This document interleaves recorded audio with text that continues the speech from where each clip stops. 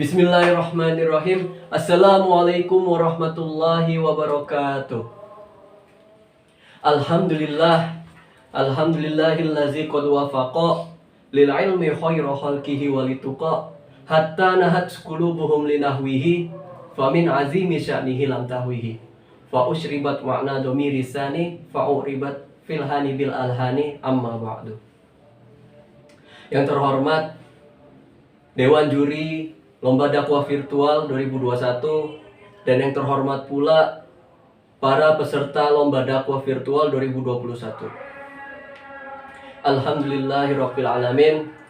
Marilah kita panjatkan puja syukur kita kehadirat Allah Subhanahu wa taala yang telah memberikan kita beribu-ribu kenikmatan sehingga kita masih dapat menjalankan ibadah puasa hingga saat ini dan juga ibadah tarawih, dan mudah-mudahan amal kita dari tanggal 1 Ramadan hingga malam hari ini dinilai ibadah oleh Allah Subhanahu wa taala, dan mudah-mudahan amal tersebut dapat menyelamatkan kita di yaumil kiamah nanti. Amin ya rabbal alamin.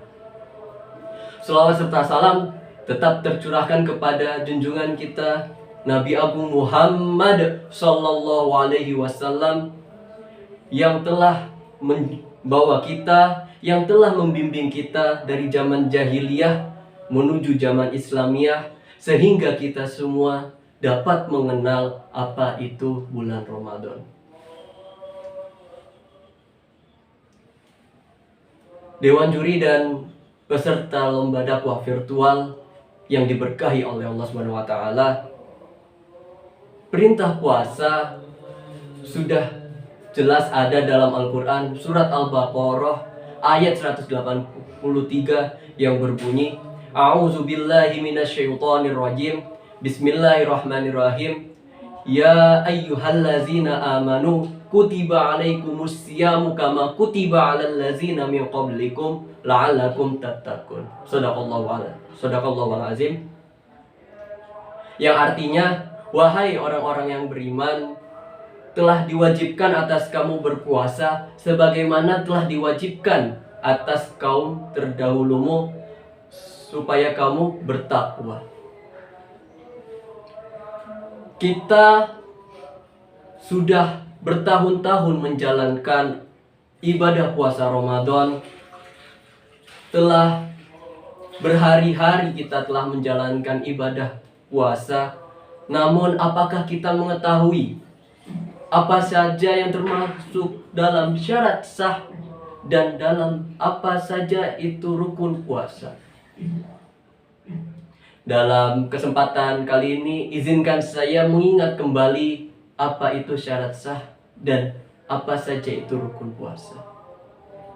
Dalam kitab Safinatun Najah karangan Imam Nawawi Al-Bantani dijelaskan serta disebutkan syarat sah puasa itu ada 4. Sebelum saya menjelaskan apa itu syarat sah puasa, izinkan saya menjelaskan pengertian apa itu syarat sah berpuasa.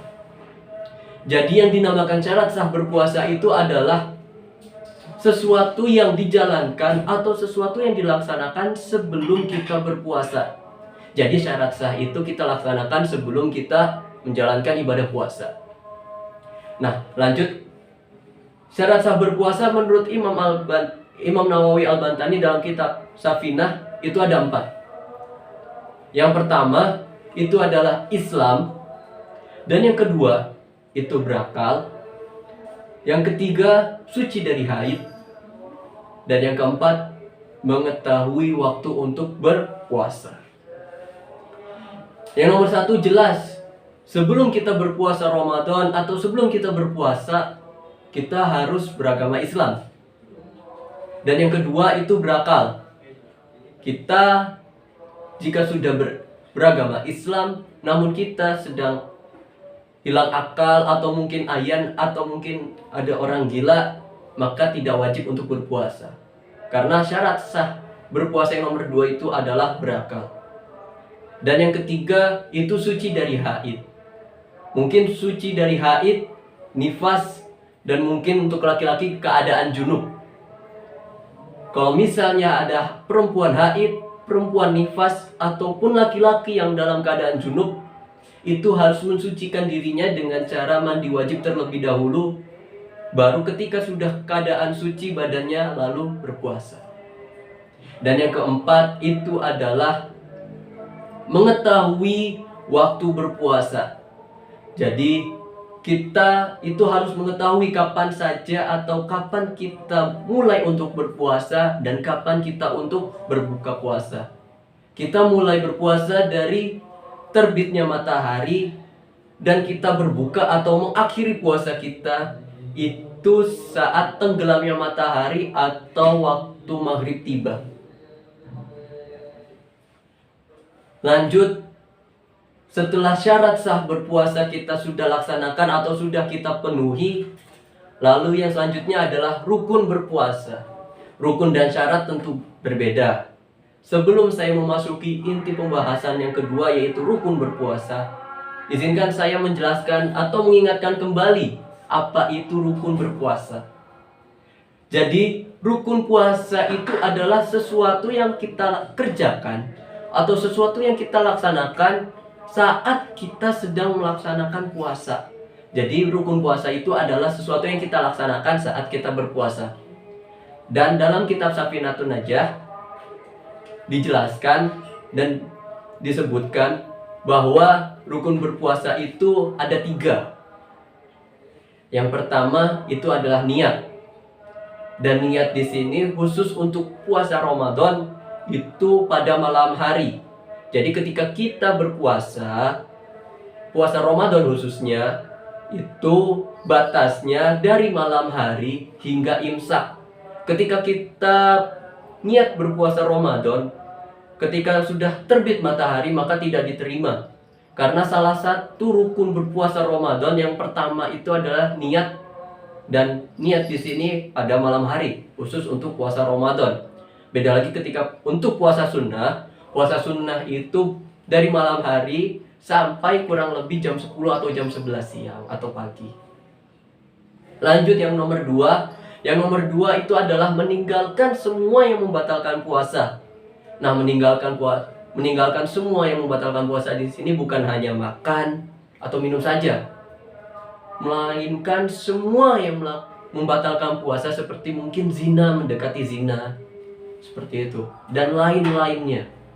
Kita tidak tahu bagaimana puasa kita dapat batal. Kita tidak tahu, maka dari itu rukun puasa yang nomor 2 itu adalah meninggalkan atau menjauhi semua yang membatalkan puasa.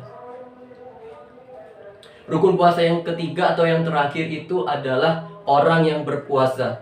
Maksudnya itu seperti apa atau maksudnya itu bagaimana? Pengertiannya atau penjelasannya adalah orang yang berpuasa di sini maksudnya itu adalah ketika orang yang berpuasa itu tidak ada pekerjaan yang jelas atau tidak ada gerakan yang jelas. Berbeda dengan sholat yang ada gerakan khususnya sehingga orang mengetahui bahwa orang itu sedang sholat. Berbeda dengan puasa. Puasa kita nampak seperti orang lain, nampak seperti berpuasa tapi tidak. Jadi rukun yang puasa yang ketiga di sini adalah orang yang berpuasa. Jadi ketiga ini jika kita langgar atau kita tinggalkan maka batal puasa kita.